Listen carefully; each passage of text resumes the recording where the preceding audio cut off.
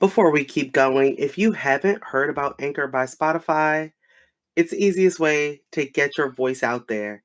That's who today's episode is sponsored by.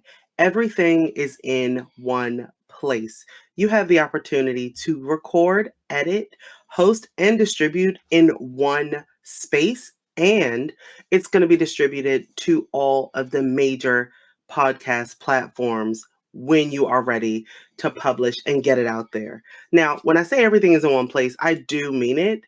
This podcast is hosted through Anchor.fm. Now, the best part about it is that it's free. No gimmicks. I'm not taking you down the rabbit hole here. Everything is literally free. You create your account, you go in, and within a couple minutes, you're ready to go. You're set up and you're ready to go. Now, in order to get started, you're going to have to download the app on your phone, or you can head over to Anchor.fm to share and be heard. Now, let's get back to today's episode.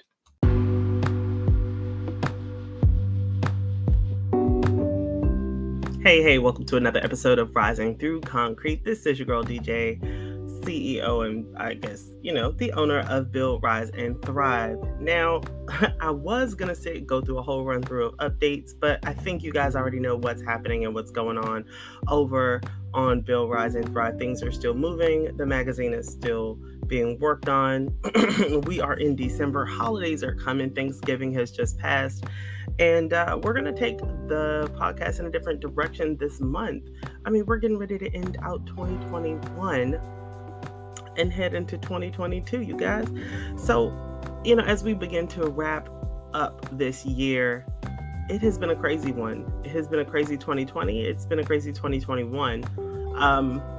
And you continue to hope for the best as we go into 2022. What I want to do is jump into a new set of, not necessarily a new set, because I use this quite often. Actually, I love it. There are these decks that I use called Best Self, and I use them in my coaching practice with clients, and they love them.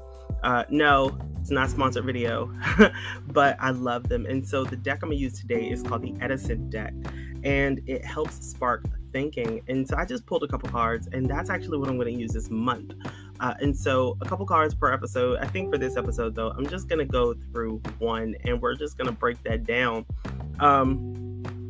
And it's going to have, it's a thinking prompt, and you're supposed to think through and generate responses from it. It helps with writing. And I'm going to just go ahead and jump right into this one. So even though the category for this one says relationships, it doesn't need to be romantic. It could be very platonic, like really just a general conversation with anybody. But the question here is ways to start a conversation with a new person. So let me know on Instagram, let me know in my messages or anything like that, any platform. I'm horrible with those platforms. I have to get better. And maybe we'll do this in another month in 2022 where I actually do a better job of posting these questions out so you guys can be a part of that conversation live, right? But ways to start a conversation with a new person. How do we go about starting a conversation with a new person? I think this is an interesting question to ask, especially given that there have been a explosion of new tools to jump in and do it. We talk about social media being a way to communicate with one another, when in fact it's really a way for us to share ourselves with the world. It's really like a one-way.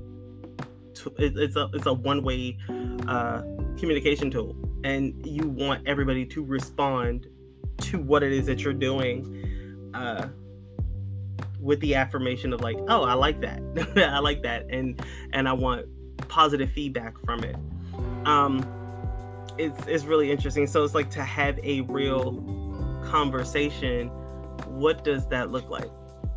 How do you start a new conversation, or how to start a conversation with a new person?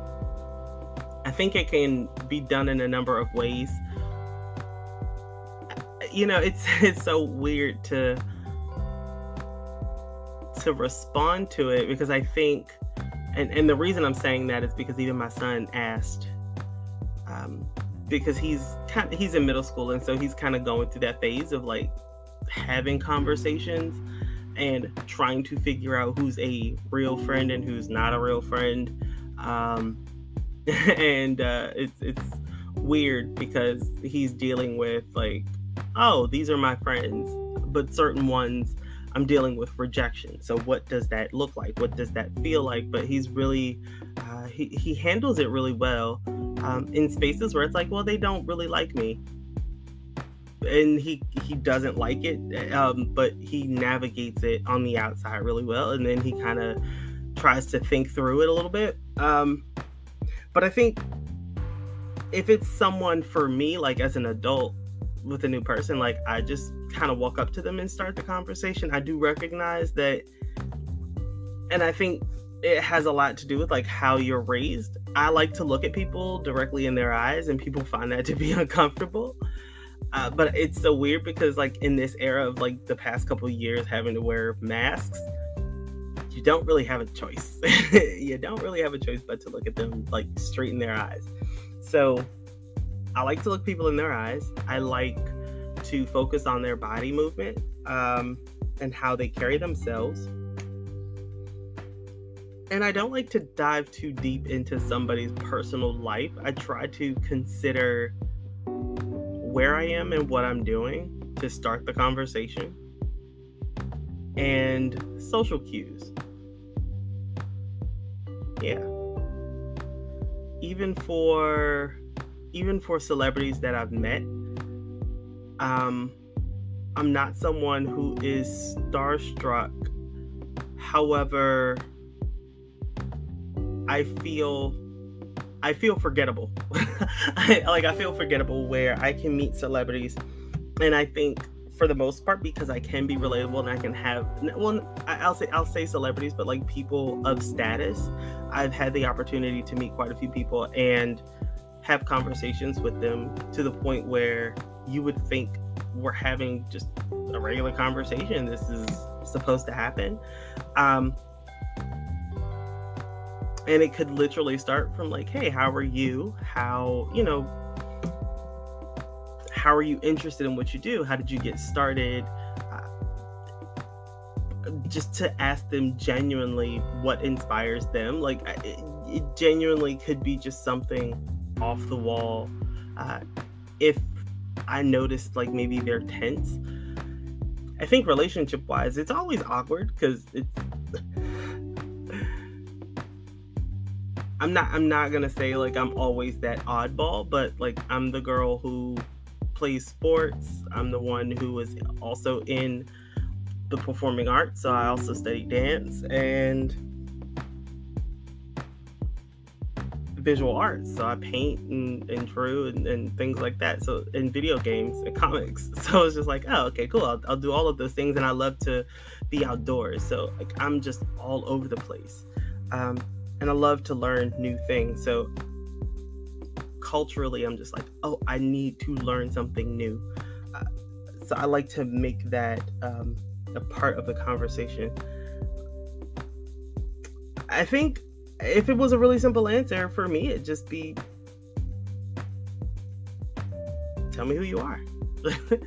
Share with me who you are, and I'll share with you who I am. I think one of the things I've learned over the years, though, is to not shut my mouth, but I've learned that because there is a lot sometimes that I've done, it can be scary for others, and I don't like to dim my light just for others, but I will open the door and allow them to ask questions, and from there I'll just simply respond. But I love to invite people and just to share with them, like, yeah, there's always opportunity for that experience to happen. Like, don't shut yourself out. And I've found that to be less arrogant, and I've had to learn not to be arrogant, but to be open to sharing with others that the access is there. Like I can admit my own arrogance. Like it was irritating even for me. Like it was just nauseating. So yeah, I think ways to start a conversation with a new person: be open, not arrogant, because people don't do what you do. People are not you, and your walk and your experience is not theirs.